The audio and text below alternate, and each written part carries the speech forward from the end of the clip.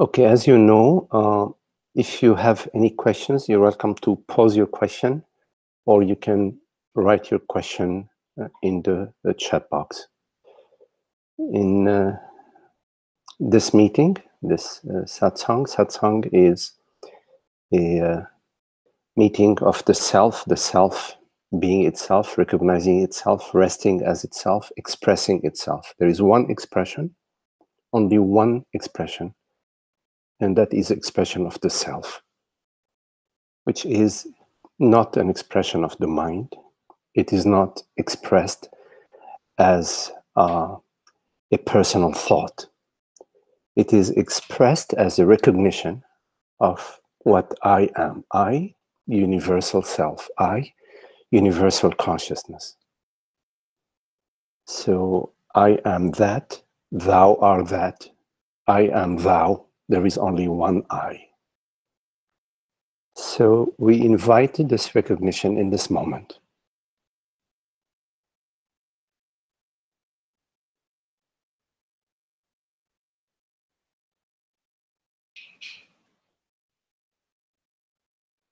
We welcome this recognition, the recognition of I as being. Not a personal being, but beingness itself. Undefined and undefinable. The reality, which is referred to as Tattvam Asi or as Sat-Chit-Ananda, being awareness. It is the self that recognizes itself. I recognize I. I recognize I as I am, and I am aware. The I that is aware is awareness itself. So you turn your attention to the awareness that is the transparency of being, and you remain as that.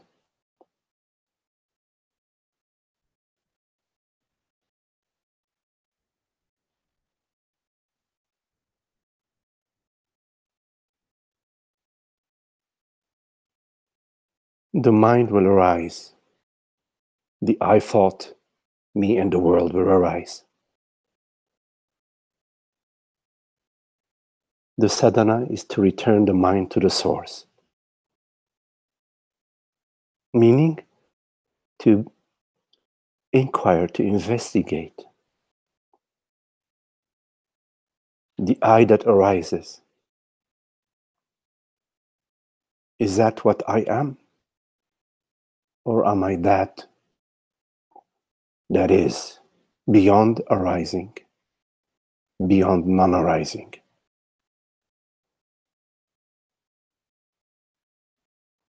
The I that arises is a movement. It's a movement of thought and of sensation. Thought and sensation does not define you.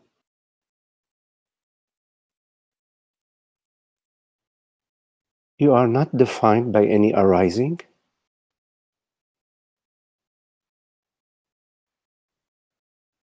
You define the arising. You recognize the arising. And in the recognition of the arising, you recognize yourself as that does not arise, that is beyond arising and beyond non-arising. In this recognition of the I that does not arise, that is beyond arising and non-arising, the arising returns to the source. But it requires your passion for truth.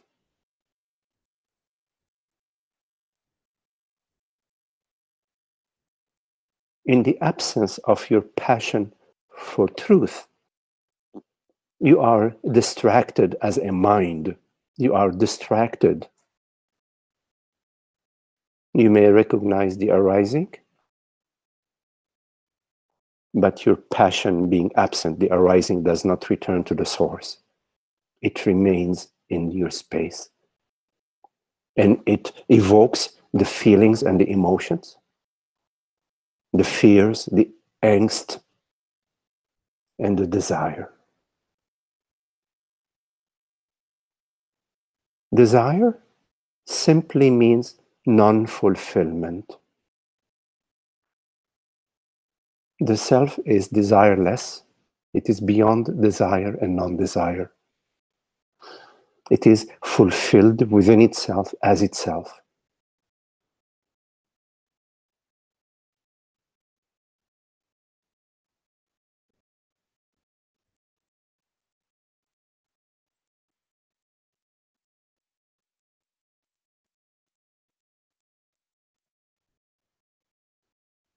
This is why it is said that the 4 requirements for awakening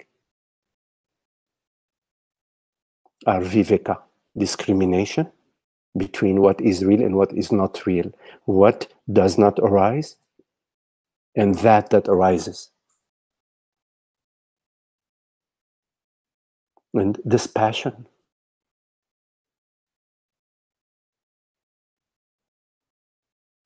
meaning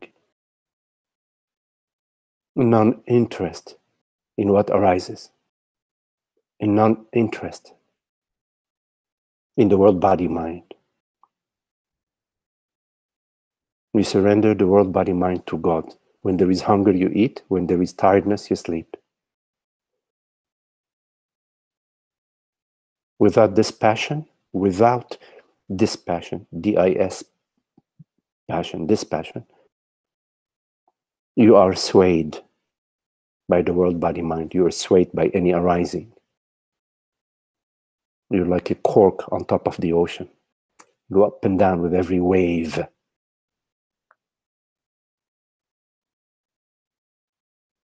And the 3rd requirement is non-action. Non-action, meaning not to pursue the thought that arises, not to pursue the feeling that arises, to remain still, which is a surrender.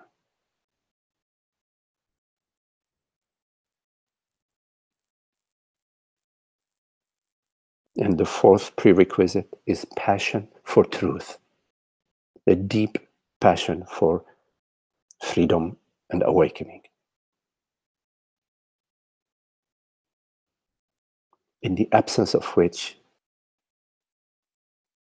the 3 legs do not stand of their own. They need the 4th leg. They need your love for truth, your passion for truth.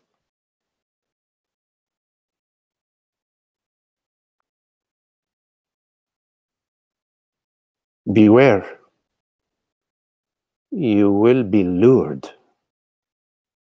by that arises. You will be lured by thoughts and by feelings.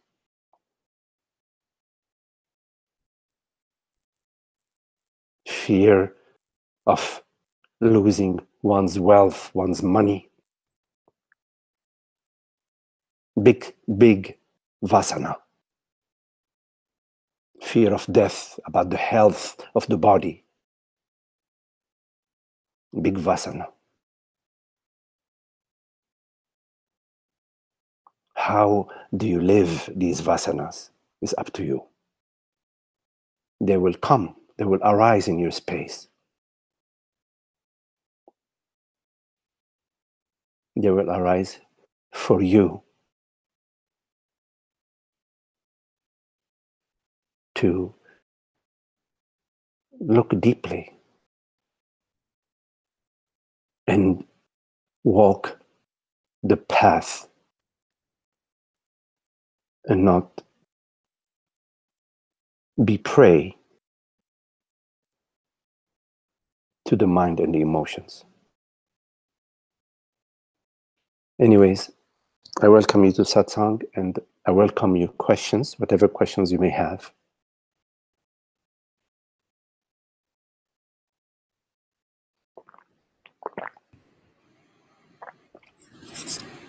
Nate, can you hear me? Yes, hello Laina. Hi. I hear you, yes. Good. I realized this morning that all I had to do was just step back. And in stepping back, I realized that what I was watching was not me. There was a detachment between what I was watching and me. And there was a knowing that that was temporary and that what was watching was what was permanent. Yes. And it seemed so simple that I thought, that can't be it. Yes. But it is, isn't it? Yes. Well, that's an important recognition. Okay, it's via grace that we have that glimpse into that perceives, that does not change, that does not come and go. Right. Keep returning to that. Okay, you keep returning to that, and you need to contemplate the following. First, that perceives is what we refer to as I. Mm-hmm. And that this I is not personal, has no phenomenal qualities. No attachment to life. It is not female, it is not male, right. It is not tall, it is not short. It does not start here and end there. It has no phenomenal quality, and yet it is the reality of awareness. Yes. What we refer to as awareness. Yes. The reality of what we refer to as consciousness. I use those two terms synonymously. So you keep returning to that is what truly perceives. That is what truly is. What truly is. And that is what is referred to as I. I know myself as that. So know yourself as that. Be knowingly that. Because thou art that awareness, that is. Thou art that isness, which we refer to as beingness, Sat. Aware beingness, Sat-Chit-Ananda, Sat-Chit. Aware beingness. And that this aware beingness has no name and no age. It is not called Laina or Magdi or any. It has no name and no age. Mm-hmm. No size, no birth, no death. Keep returning to that and keep contemplating that. Be knowingly that. Do not be so concerned about the arisings. Mm-hmm. Do not be so concerned about the thoughts and the feelings that arise. Mm-hmm. Keep returning to that and remain knowingly as that. Without any pride and without any judgment. Just is.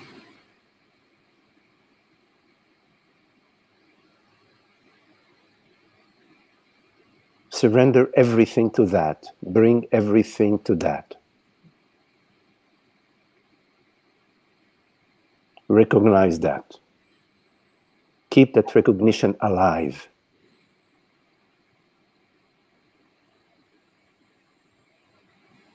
You can't go anywhere. Huh?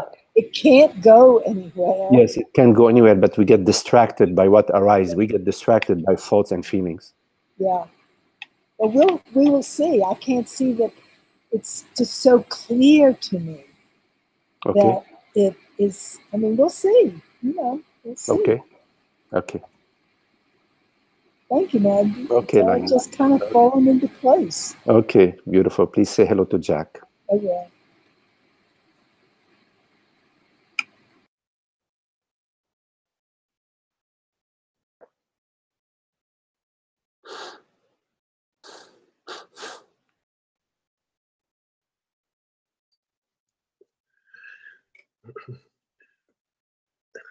Along the same lines as the conversation so far, and I wrote a little thing. I just feel like intention is so important, so I'm putting it. Okay, Ananda. So you write, passion for beautiful women and for a bigger bank account tend to be challenges to the recognition of the non-arising reality, myself. So I am now stating my intention to honor the value of viveka, discrimination, above all that appears. Thank you for the beautiful introductory talk. Yes. Yes, really. Yes. Set your intention. It's nice to have it simplified. Yeah. Yes. Keep that intention. Keep returning to that intention. Recollect, even when you forget, it's okay. But write a little stick note, whatever. Keep coming back to this intention. Good intention. Similar to Lena, I notice now I can sit in my meditation spot and let it all go just about any time, which is great. Yes, it's very good. In your meditation, it's very good. Just pure being, the recognition of being, resting as being awareness. And in your life, whenever challenges arises, be watchful.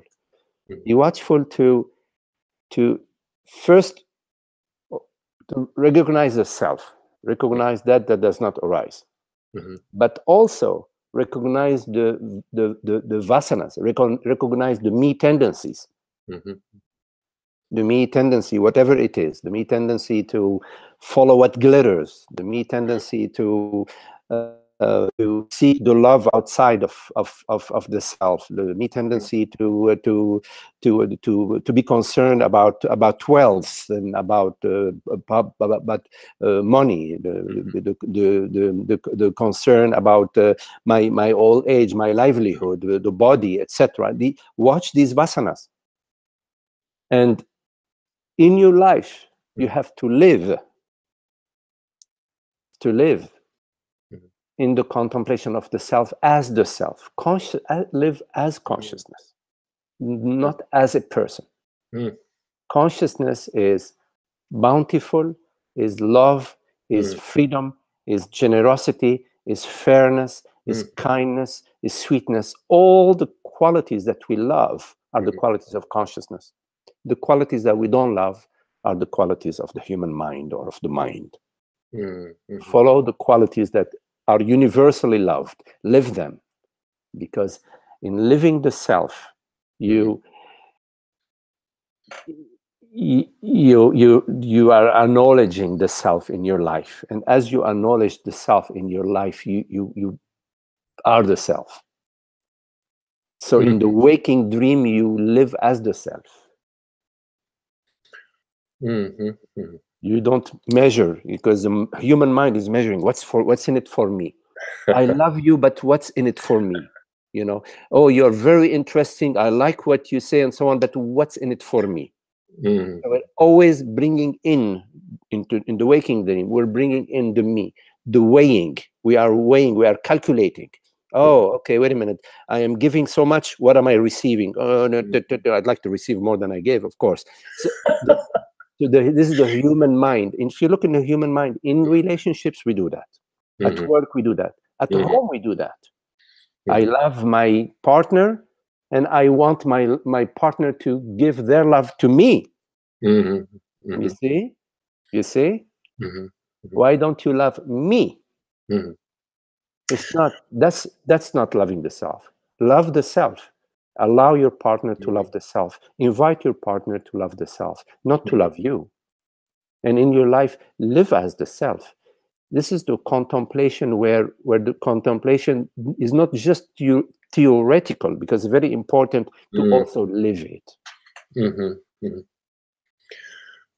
So I can see two parts. One is dropping in meditation or whatever, yes, to the clear place. The other is not actually generating. Yes. Yes. In the Zen tradition, they say, oh, gee, I forgot now, but something about like 10 years in the Zazen monastery, in the Zen monastery, right, and 1 year in the village.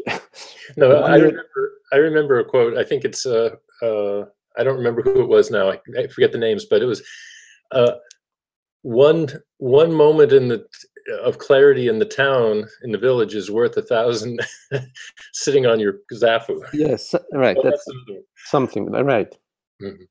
So that's the vasanas that will arise for you in your life, in what's happening. You don't plan them; they just happens. It just happens, and it's a gift from God. You know, it's a gift from consciousness. Oh, to feel and notice the places within your being where you are a personal self, where you are separating yourself from the wholeness of being. One thing I noticed, though, is that this sense of awe, like a spell AHHH ... awe. It comes from that recognition of the primary reality. But something very similar comes from human love, you know, and from connection and, you know, cuddling and stuff like that. So they seem so similar. I think that's one reason that I get that the viveka or discrimination is more challenging. Yes.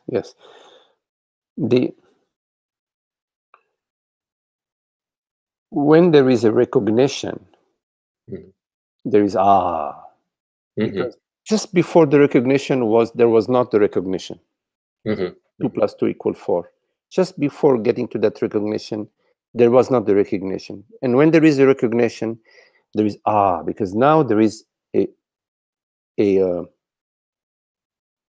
we've moved into the no mind, moved into the understanding, not the mental understanding, but the insight, where the mind is absent.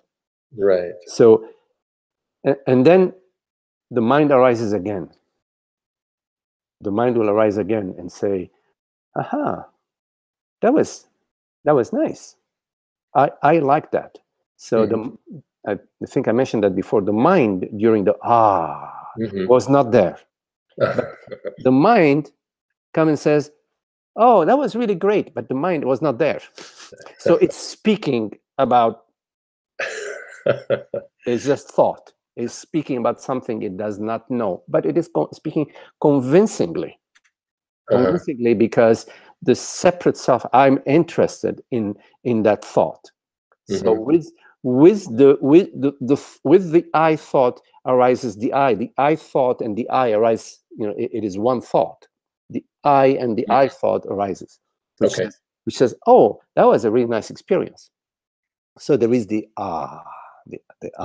and then we have a story. You know, we have the story. Okay. Now at the moment of at the moment of insight, there is no mind. No mind. Now, in the human experience of love, you could say that there is a caricature, not a caricature, maybe it's not the right word. I think I know what you mean, though. A representation. There is an experience that is that mirrors. Well, I'm going to go on. I'm having not getting to the right expression of it, but I'll still continue. That imitates or mimics. Voila. That mimics the of Sat-Chit-Ananda. So in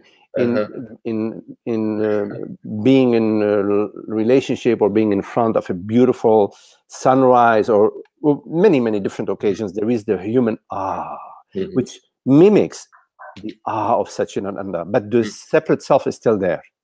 The me, the observer, the person is still there. The experiencer is still there. It is just sort of laying down. It is sleeping maybe, or it's dozing, but it's there. So when you are, and as you said, you're right, that lures you in you get the impression that you know, those human experiences of awe are, you know, are on the same level. On the same level as Sat-Chit-Ananda. Thank you. On the same level as Sat-Chit-Ananda. It's like in deep sleep. Like in deep sleep, you could say that that's also similar to Sat-Chit-Ananda, but the separate self is still there. The experiencer is still there. It's sleeping, but it's there. So you could confuse deep sleep as Sat-Chit-Ananda and say, oh, well, that's on the same level as Sat-Chit-Ananda. But it's not. It is still at the level of experience. The separate self is still there. The me impression is still there. The I thought is still there. It's not, it doesn't have its head up, but it's there. And I think that's why Ramana said, he said, a sage is in deep sleep in the midst of the waking experience. So I guess that means that the I hasn't arisen at all. It's not even there in the waking state. Right. Like the boa, you know, the snake, the boa. Is it the boa that? No, maybe not the boa. I'm sorry. That snake in India. The hood? The hood, yes. Which one is that? Is that the boa? No. Cobra. Cobra. Thank you. So like the cobra could be in the brush, and then the cobra rises and it opens its wings like that. You see. So when the cobra is in the brush, yeah, it is still the cobra. It's still there. See. You don't. It's not rising, but it's still there. You don't see exactly where it is, but it's still there. When it rises, it's more visible. It's there. It's like the I thought is sometimes it rises with the emotions and the feelings, and it's there. But sometimes, you're just, you know, enjoying yourself. Say, oh, it's, you know, in relationship or whatever, and it's not at the same level as Sat-Chit-Ananda because the cobra is still in the brushes, in the weeds, in the yard. It's like a whole string of analogies here, but then it is seen as the rope. It's not a cobra at all. And life goes on without an ego. Then could be. You have to see that the snake is a rope. That's important to have that discrimination, but it's not sufficient. It's not sufficient to have the discrimination. Discrimination is essential, but it's not sufficient. You also have to have the dispassion, and you also have to have the inaction, and you have also the passion. You need the passion. Wow, a combination of inaction and passion. Yes. That's fascinating. Inaction, the inaction is inaction towards ignorance. The passion is the passion for truth. And not getting those mixed up. I think that's what we're talking about. Don't worry. If you mix them up, you will experience unhappiness very, very quickly. Right. Beautiful. Thank you. Don't worry. God is there to help you. We'll poke you. We'll brand you with the hot iron. Yeah, right. That was beautiful. Okay, Ananda. Thank you so much. Okay. We'll see you soon, eh? Yeah. Oh, you know, maybe I can make a couple comments just because I need to get this out to everyone. I'm going to try to, you know, some people I have their emails, some I have their just Facebook, whatever. So, but anyway, we need to be there at 3:30 at the retreat site. And that's when Laurel gives us a talk. Okay, I hope Tara knows that. I'm going to reach out to everybody separately too, but we need to be there at 3:30. She's quite insistent on that we all be together. Okay. You and I will be there too to check in, and we actually are going to end on the 7th. In the when we check out time will be the end of the retreat. Okay. Just so everybody knows. Great. Thanks. That's okay. about it. Thank you, Ananda. And it's going to be very hot. Hot? Bring sun hats. Yes. Oh, okay. To remind me, sun hat and bathing suit, because there's swimming holes right there by the house. Beautiful. Okay. Very lovely. Thank you. There's still time to sign up. Yes. There are a few spots available. Okay. Thanks. Thank you, Ananda.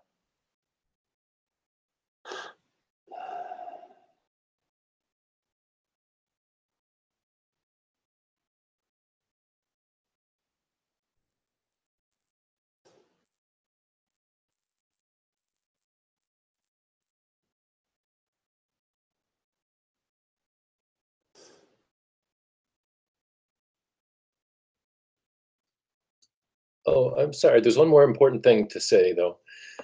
When we've checked out of the Flowing Waters retreat, we can all move. Whoever's still around can move over to Ted's place next door and spend the day, and likely spend the night too, and not need a motel. Cool. So just so people know that. Okay. Thank you. Okay, thanks.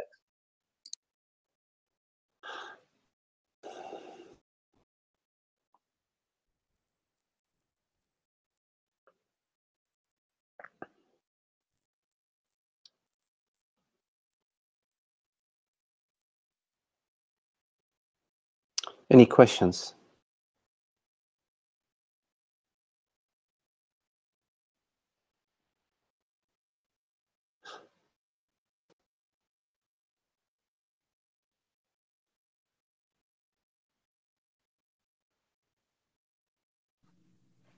Magdi? Yes. Hello, Zoe. Hi. So I was listening to your long sort of discourse with Anna Christina a couple of satsangs ago that was just fascinating. And you said something, there is a potential in consciousness for the arising of the jiva and the karmic realm, but in fact, nothing is arising. Somehow that hit me. It was really just hearing there's a potential in consciousness for the arising. And I wonder if you could elaborate more on that.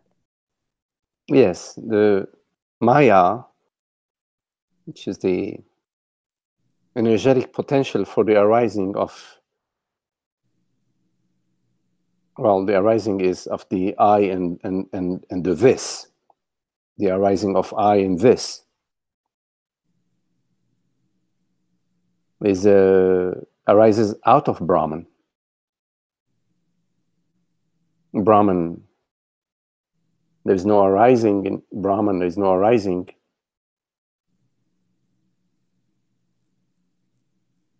The arising is what we refer to as Maya, which is the I thought and the world body.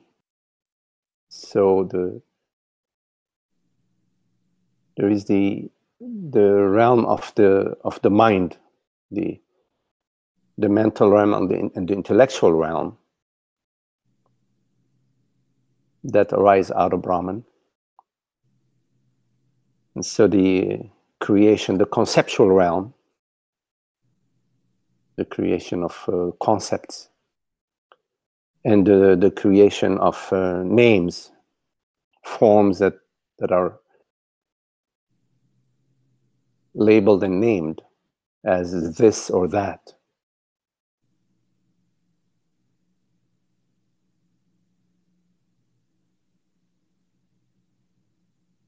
This arising arises out of Brahman because there is only one source.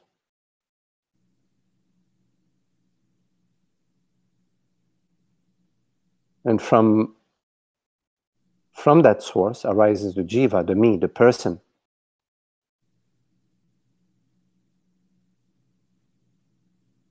And the realms, the gross and subtle realms arise.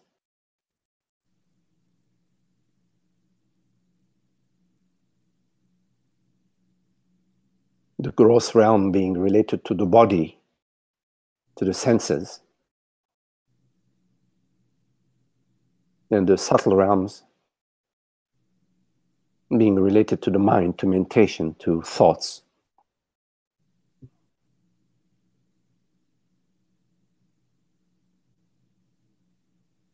And there is the ignorance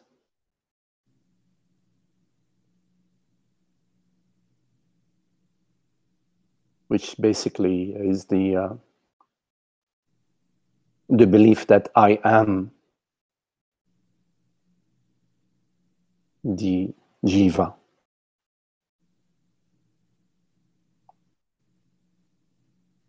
And there is a reality to the jiva. And simultaneously there is a reality to the gross and the subtle. A reality to the world and a reality to the mind. So the mind is experienced as real, and so is the world due to ignorance, which is the belief that I am a person, that I am the jiva.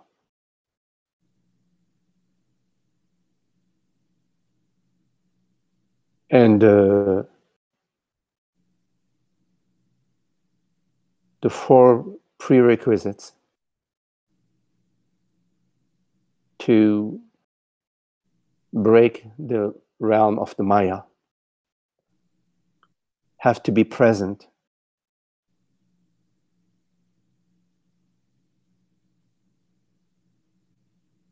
for that, what we refer to as the wheel of samsara,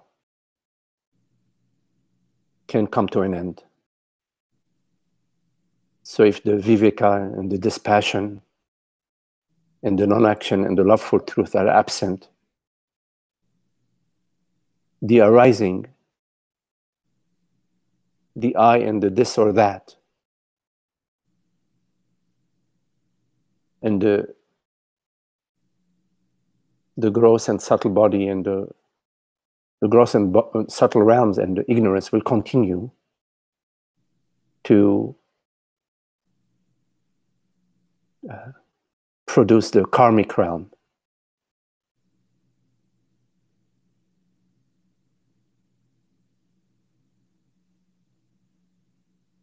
Now, having said all that, it is important to also hear that in fact nothing is arising.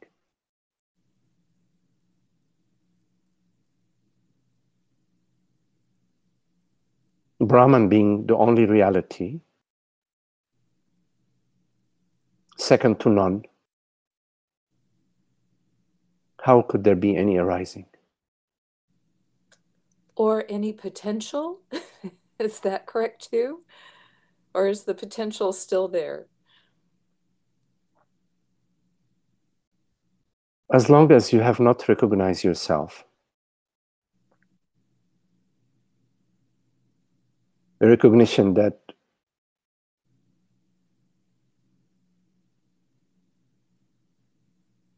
is ever deepening and that broke through the potential will continue.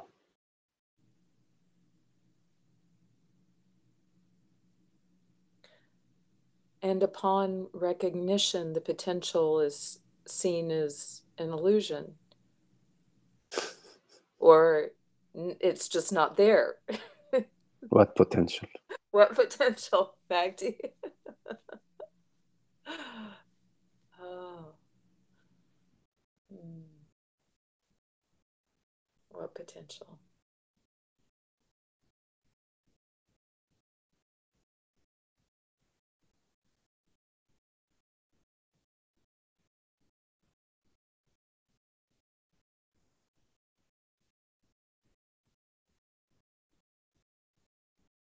For the sage, there is no Maya.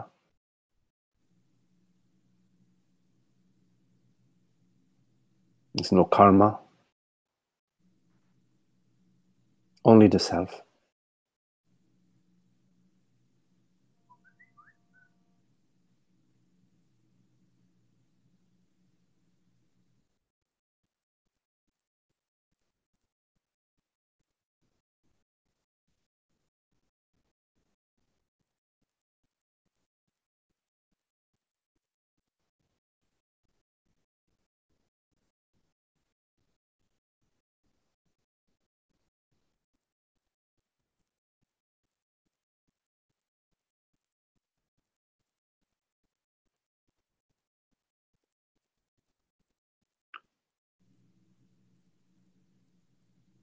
Do not be swayed by the mind.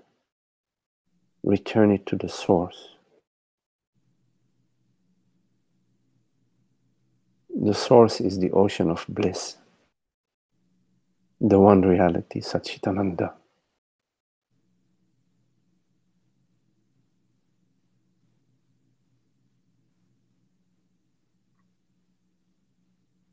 Sink deeper and deeper, ever deepening, sinking in the self.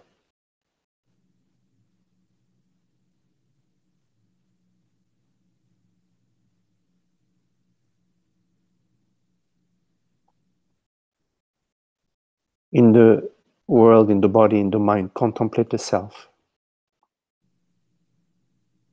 Irrespective of whatever seems to arise. Do not personalize it. Keep depersonalizing it. Bring it home.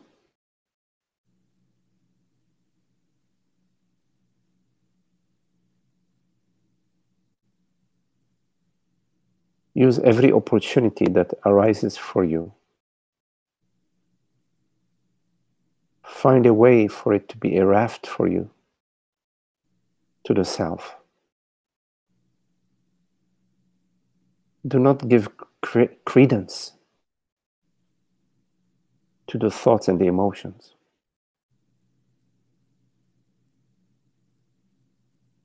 They refer to an experiencer, and you are not that. You are not an experiencer.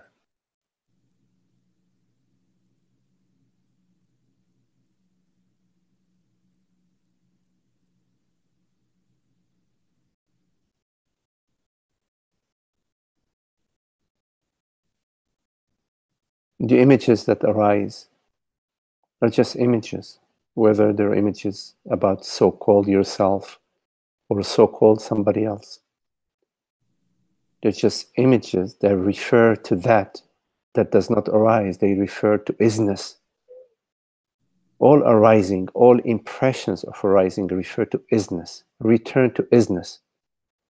Has no name, no age, no purpose, no meaning. Just fullness and fulfillment within itself. Just return to isness.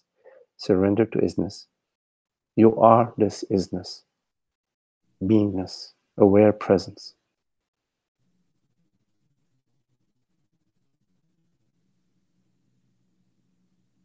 Don't maintain the mind. Allow Sat-Chit-Ananda to slay the mind.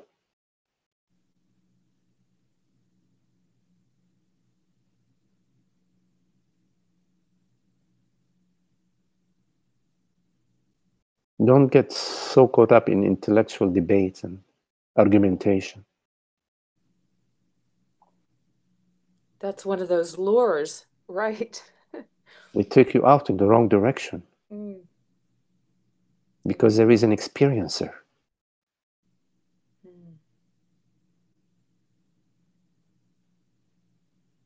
An experiencer is not isness.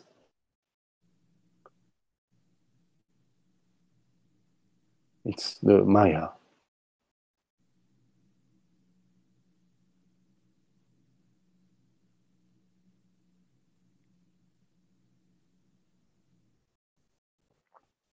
You know, in the karmic realm, we hold on to so tightly to what is so freaking impermanent. House, relationships, money, health, wealth. It's so blatant, so blatantly obvious that it's impermanent. And yet, that's the karmic realm of holding on to that and pursuing that.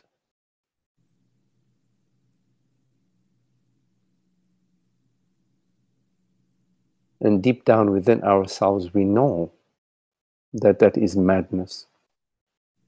But like a drunken,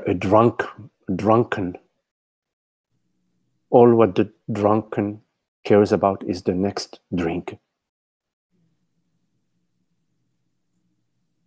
In spite of knowing that it is drunkenness, they still yearn for the next drink.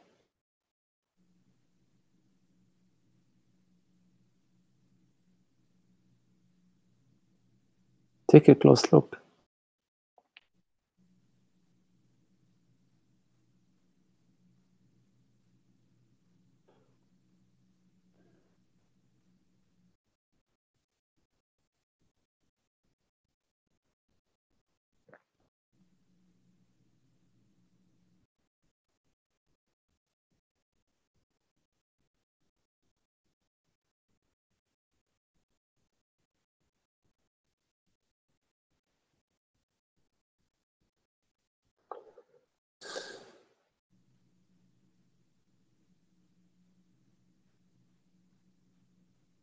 Any questions?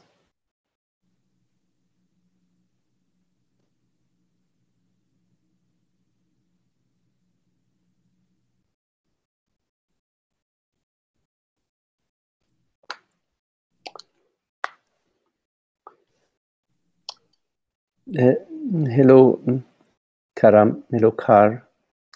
You're right. Hi, Magdi.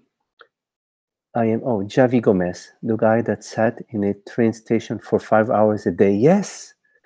Hello, Javi. I had 150 mini realization of being aware of awareness. And with it, the realization that I am not the thinker of thoughts or doer of doing itself, of doing self-inquiry. Yes. I also realized that seeking was happening by itself without me. If it's happening itself without you, I would not call it seeking, Javi. I would call it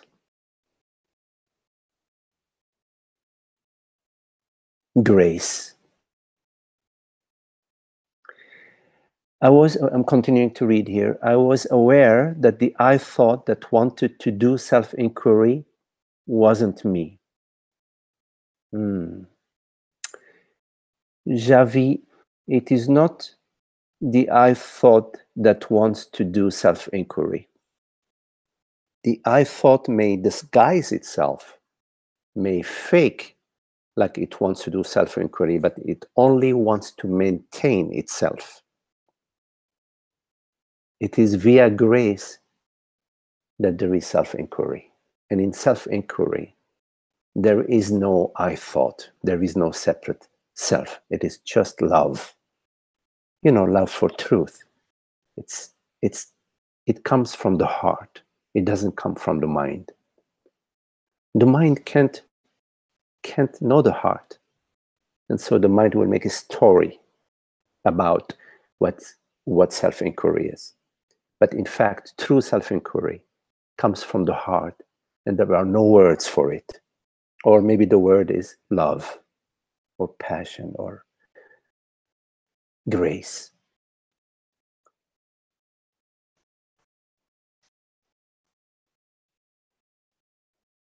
So continuing to read here.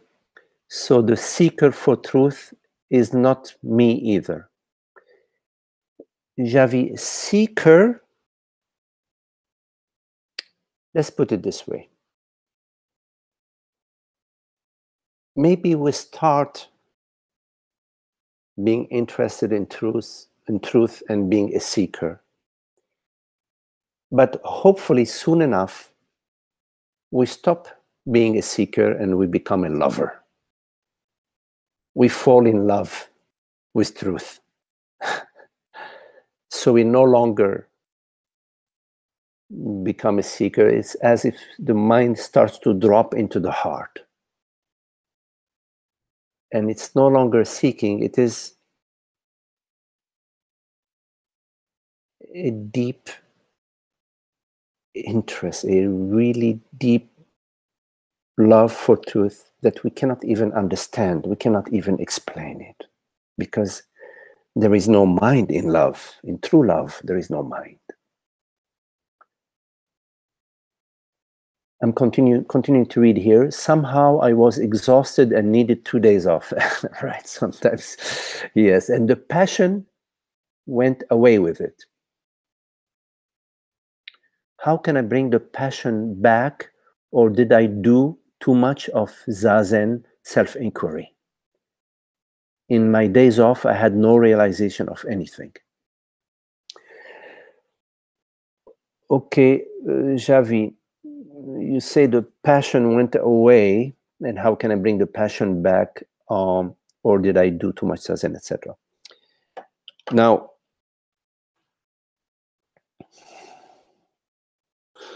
maybe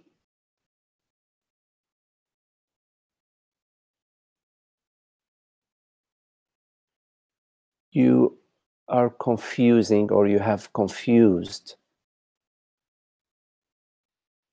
a certain feeling that's like a very lovely feeling that you call passion. You confused a feeling with passion. Passion is not a feeling. And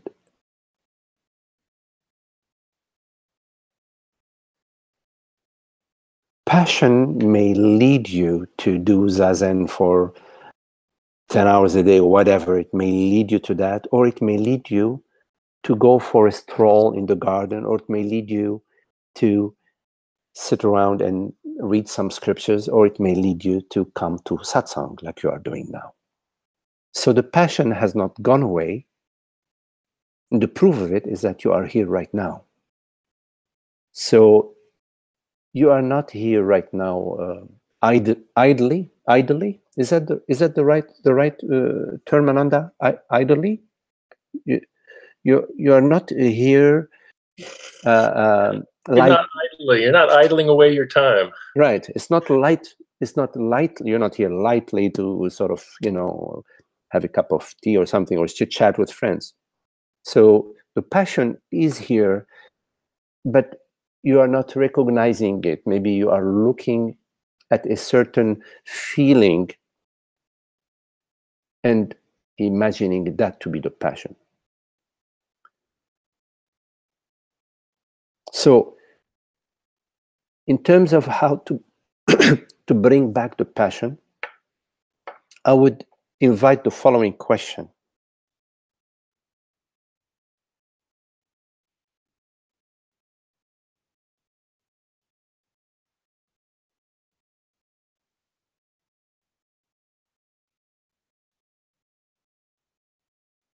What is it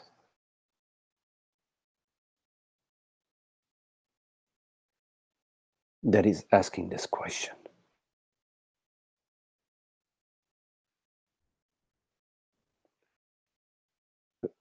I don't mean to invite you to think via this question, but I want to invite you to recognize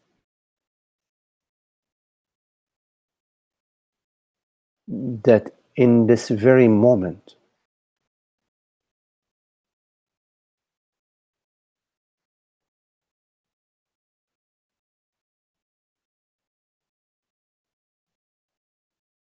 the self is.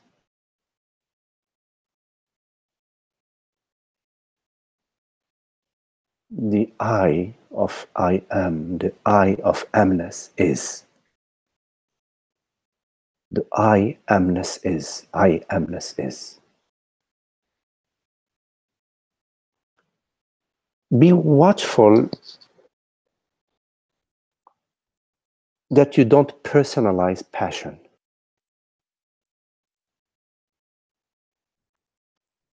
Because if a passion refers to a person, then you are standing apart from the passion as a person.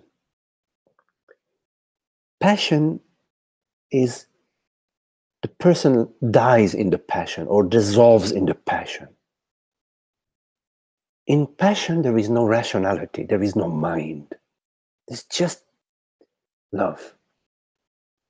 And the love is, it doesn't depend on any practice, or it doesn't depend on anything that you do. It is a recognition. The recognition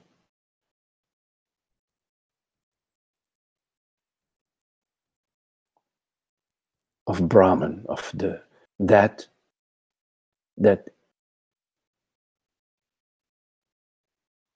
is a non-self. It's a recognition of that cannot be referred to in any way, that is self-referent, that refers to itself. The reality of your being, which is the reality of awareness, refers to itself. And in that recognition, the experiencer dies. There is no experiencer in that recognition. It ends in that recognition.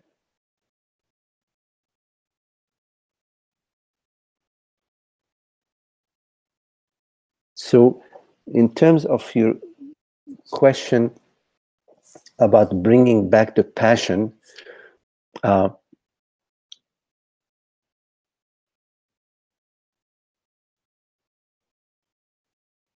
somehow in this question there is a reference to a personal self. There is somebody who has a personal interest.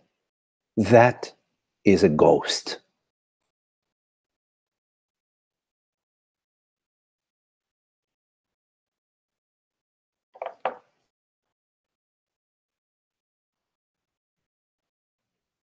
So you also say, Javi, that in my days off I had no realization of anything. What is this I that has or does not have a realization? The true I is. Realization and non-realization, all of that refers to a person, to an experiencer. Simply recognize the I that is, the isness that is, which we refer to as I. Not as I Javi, not as I Megdi. It's a nameless, formless I. Simply recognize borderless awareness, the aware presence that we refer to as I. Keep returning to that simple recognition without introducing any attainment. Don't worry about attainment or about realization without introducing an experiencer. Invite all of that to simply rest in the recognition of pure isness, pure aware presence.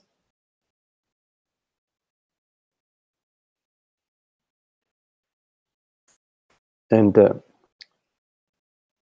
let's see how this goes. Keep me posted, yeah?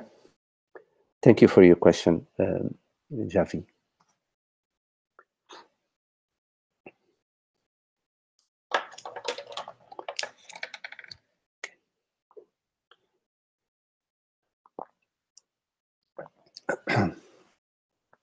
Tara made this delicious drink. It's pineapple and ginger, and so I've been enjoying it.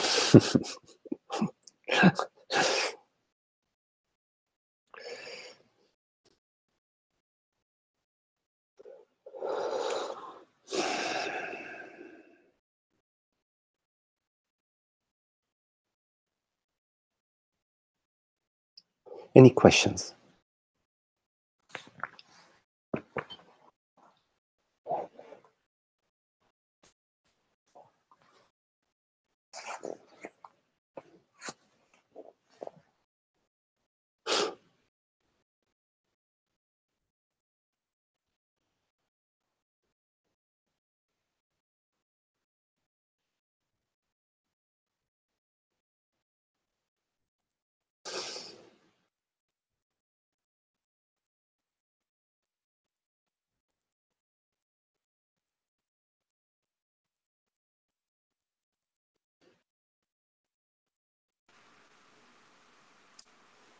Hi, Magdi. Can you hear me? Yes, yes, I can. Anne. It's the first time I've spoken to you. Yes, hello, Anne. But I sent some questions, but I've not been on here before. Yes, I remember. Yes. I'm really enjoying it. I just get so much peace listening to you. And I've listened to quite a few different teachers in this journey or message, which I've been listening to for about 2 years. But I've been listening to you now for about 2 months, and it really resonates with me, what you're saying. I don't really know what I want to say, but as you're speaking, what I'm recognizing is this isness, this nothingness and emptiness that I am.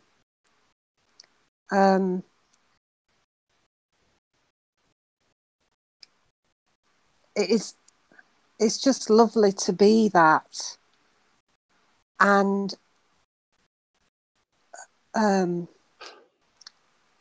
just sit in that, and I do connect with that or be in that a lot more when I listen to you than say on my own. But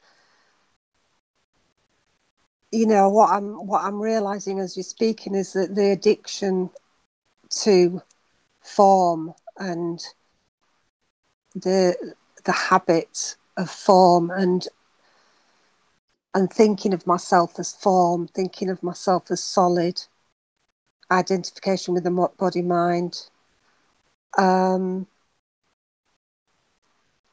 And you mentioned addiction earlier, and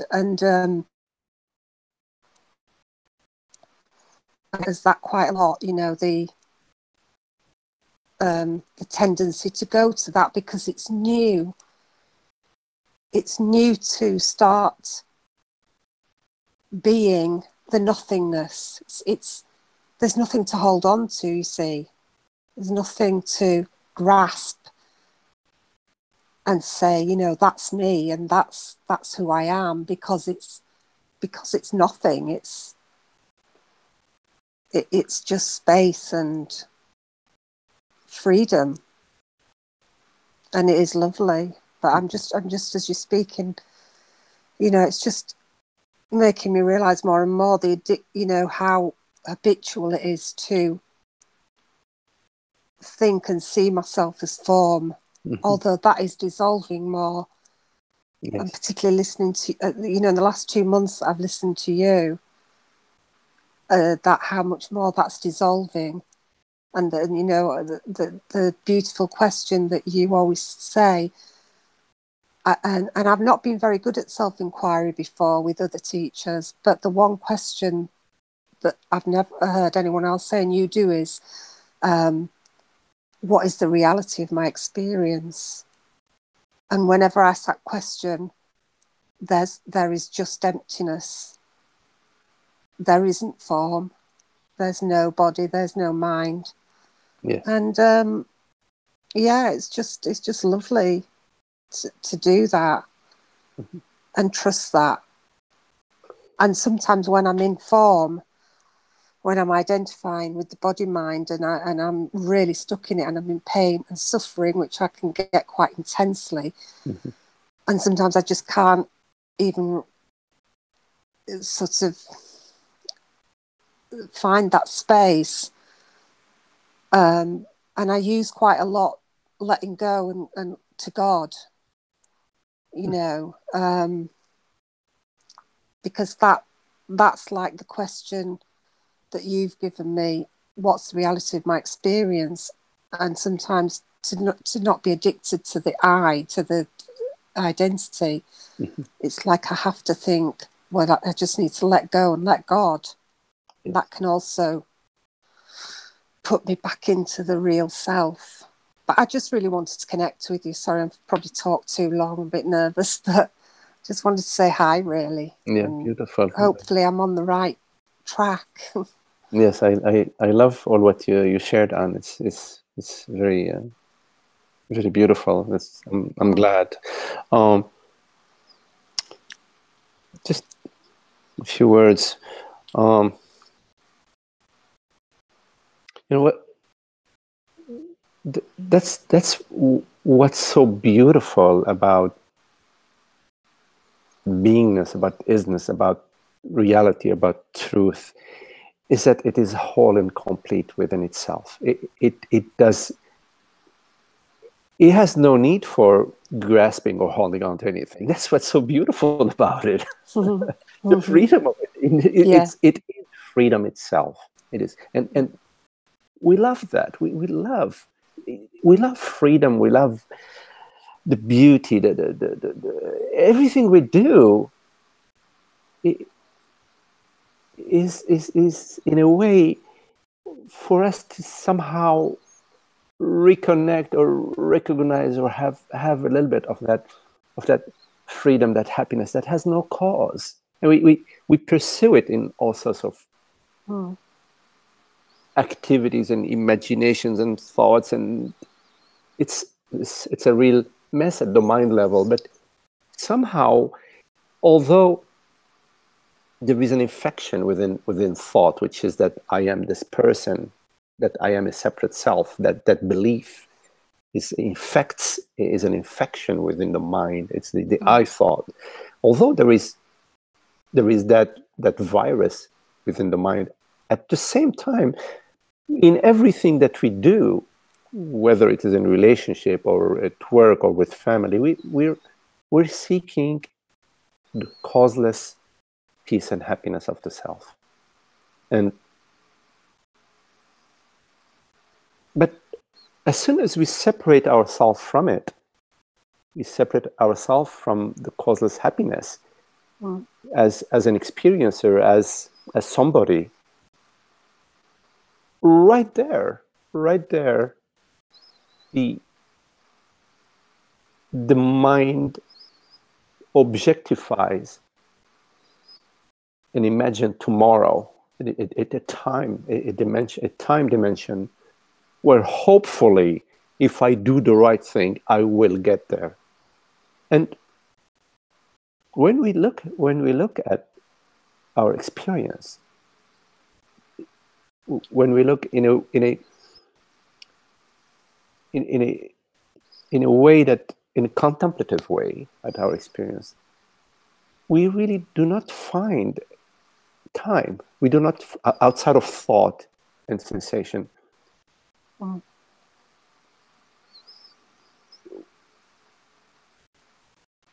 We don't find a yesterday or a tomorrow outside of thought. And if we look at that, if we really face that, then it's a huge blow to our hopes. That there isn't a tomorrow, and the happiness that we are seeking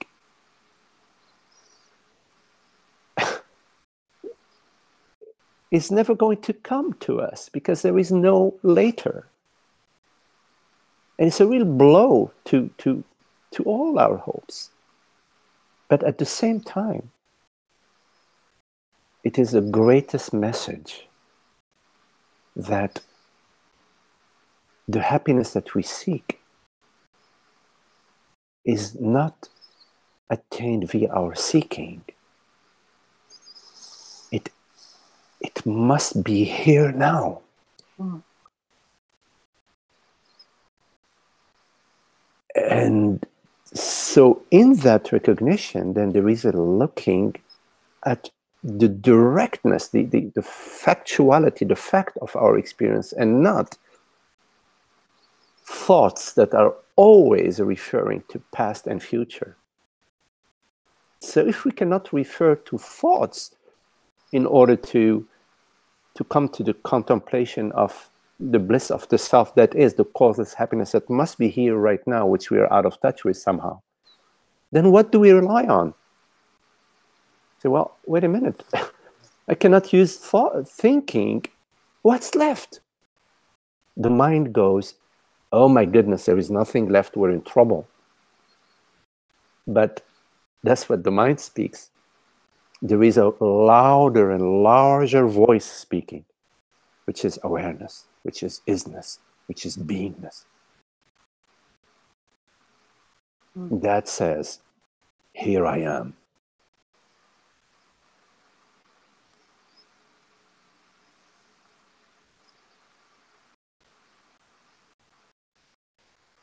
And in that, the peace of the self starts to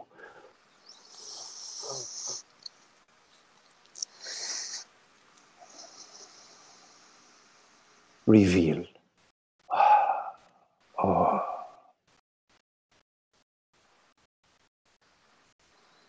In that revelation, the mind is not there. There is no mind, which is so beautiful because there is no noise. There is no, oh, we gotta do this or do that, or try this method, try that method.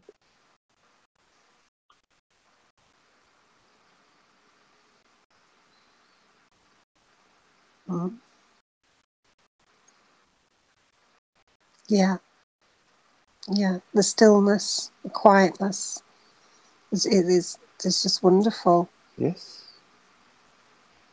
And it's whenever we turn our attention to it in this, not when we're thinking about it, but when we sort of turn our attention to what am I truly? What I understand our images and thoughts and so on, but what is it? What is the reality that perceives this? What is the reality of that? What is the isness of that?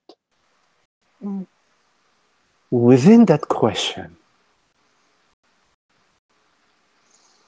is Sat-Chit-Ananda.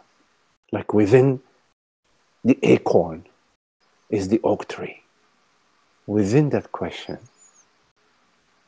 is the bliss of the self, is Sat-Chit-Ananda, is Brahman. Brahman, this question reveals itself as beingness, isness, being awareness. And that invitation is always there, and the self is always there. Referred to, in terms of time, we refer to eternity. Self is eternal. This doesn't mean infinite time, it means beyond time. And is infinite does not mean it's everywhere, it means beyond space, which is the freedom from thought and from perception. Thought is time and perception is space, yes? Thought is time and perception is space.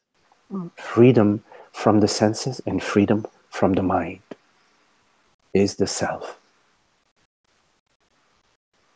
The arising that arises, meaning thoughts and perception, the I thought and the perceptual field, this and that, which is a conceptual realm,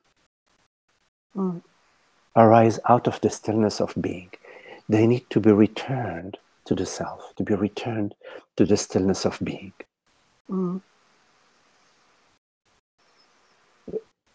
It's a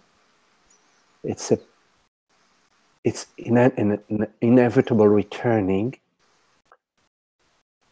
once you have heard this message. Once you have heard this message and you are sensing this invitation, and as you're expressing, you're experiencing this invitation, that message it's coming timely. It is part of the return. It is part of the return. We're very far away from the self, in the world, in the body, in the mind, and this and that. And then slowly there is a return. Slowly return. And at some point, the return starts to appear.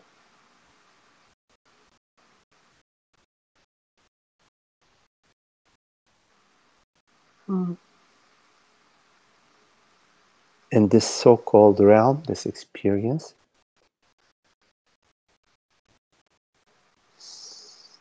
its entire impression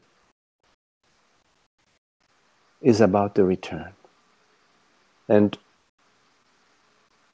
lifetime upon lifetime, we may be orbiting very distant planets and distant galaxies. And at some point, there is a break out of the orbit. It's a break out of the orbit, out of the gravitational fields of distant galaxies, and the return to the self.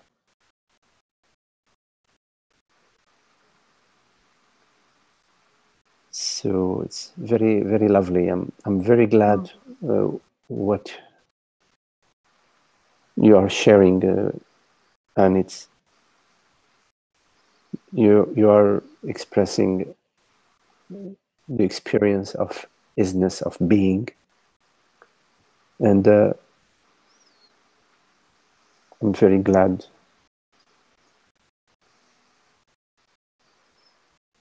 to hear that being is one being. It has nothing to do with name and form. It has nothing to do with the infinite manifestations. It is the reality of being. It's one reality. Only one reality. And that reality is not an experiencer, is not experiencing. It is.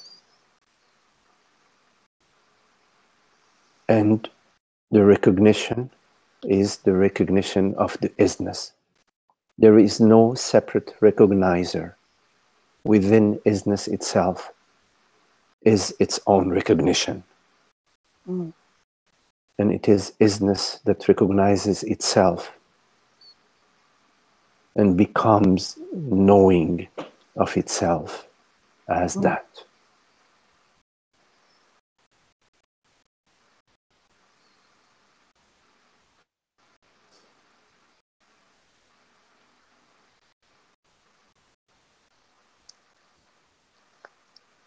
That's lovely. Thank you. Thank you. Okay, Anne. So good to speak to you. Yes, very lovely. Yeah. Glad. Thank you. Yes. Are you still going to be on when you're on retreat, or will you go? I'm sorry, I didn't hear that very well. I heard you doing a retreat, and I'm wondering, are you still going to be doing live? Will you have a break? No, once when I will be in retreat, I believe it is August 3rd to August 7th, I will just be in the retreat. Right, okay. And are you on the... also, next Thursday you'll be traveling, right? A week from today. Yeah, I don't know. Tara knows my schedule. Yeah, I think so. Okay.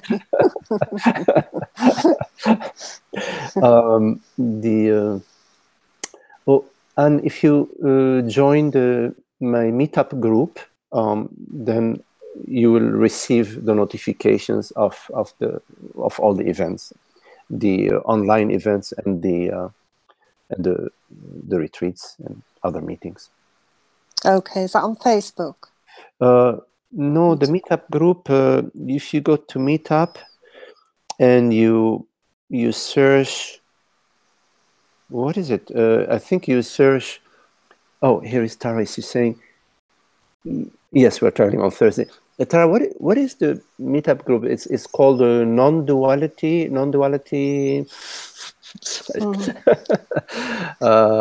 I think if you Google non-duality, I'll find it. Yeah, I think I've seen it before, so yeah, I'll right, have a little search for it. right. Yeah. Oh, Tara is going to check. Okay, so then she can. Yeah. Okay. Yeah. Or else, if you jot down, I'm gonna give you my email address. Let me see. I'm gonna write it here.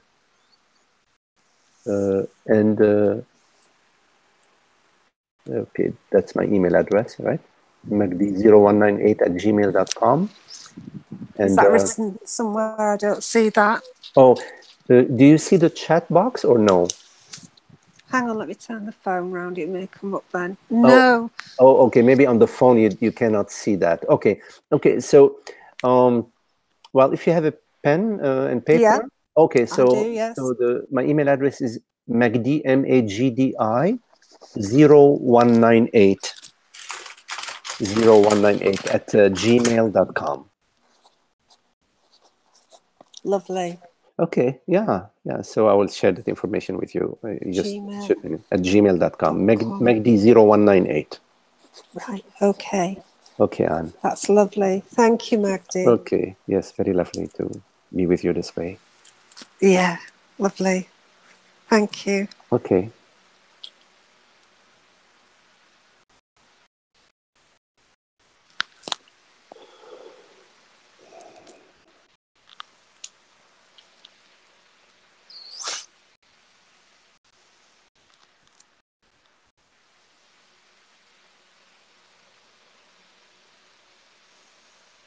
So if we are traveling next Thursday, I think Tara said we are traveling on Thursday.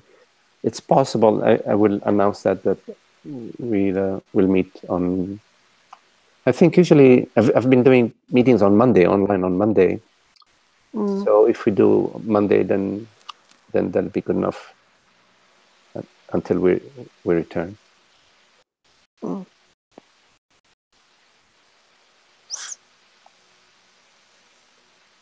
So any questions?